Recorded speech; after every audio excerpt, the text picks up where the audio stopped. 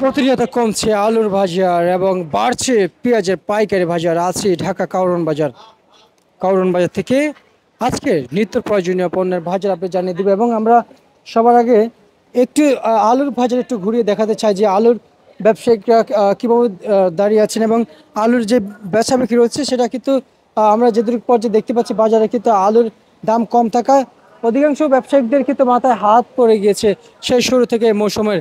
এবং আজকের বাজার আপনারা দেখতে পাচ্ছেন, এদিকে আমরা আলু দেখতে পাচ্ছি, কিন্তু আলু আজকে বেচা বিক্রি চলছে সর্বোচ্চ 10 টাকা থেকে শুরু করে মার্কেটে 13 টাকা পর্যন্ত মার্কেটে কিন্তু বেচা বিক্রি রয়েছে দেশি আলু। এবং সর্বনিম্ন আলুর যে নিম্নে বাজার রয়েছে এই কাউরন বাজারে, এবং আজকের বাজারে বেচা বিক্রি রয়েছে প্রতি কেজি দরে।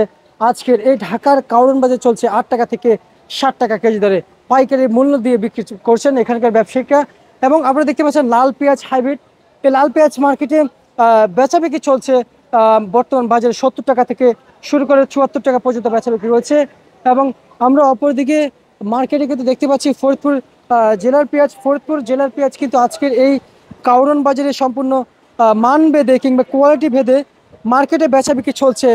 আজকের এই ঢাকার কাউরন বাজারে সর্বোচ্চ যে বাজার আপডেট কিংবা বাজার তালিকা গিয়েছে, আজকে ঢাকার কাউরন বাজারে বেচা বিক্রি চলছে সম্পূর্ণ কিন্তু বাজার আজকে ফরিদপুর জেলার পেঁয়াজ 70 টাকা থেকে 68 টাকা পর্যন্ত বেচা বিক্রি রয়েছে। এবং যেগুলো মোটা পেঁয়াজ ফরিদপুর জেলা থেকে এসেছে সেই মোটা পেঁয়াজ কিন্তু মার্কেটে পাইকারি দামে কিংবা মান ভেদে ফরিদপুর জেলায় বেচা বিক্রি রয়েছে 74 টাকা।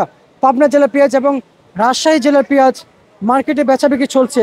আজকে ঢাকার কাউরন বাজার কিংবা ব্যবসায়িকরা বিক্রি করছেন, আপনারা দেখতে পাচ্ছেন ব্যবসায়িকরা বিক্রি করছেন আজকে বাজারে 74 টাকা থেকে শুরু করে 75।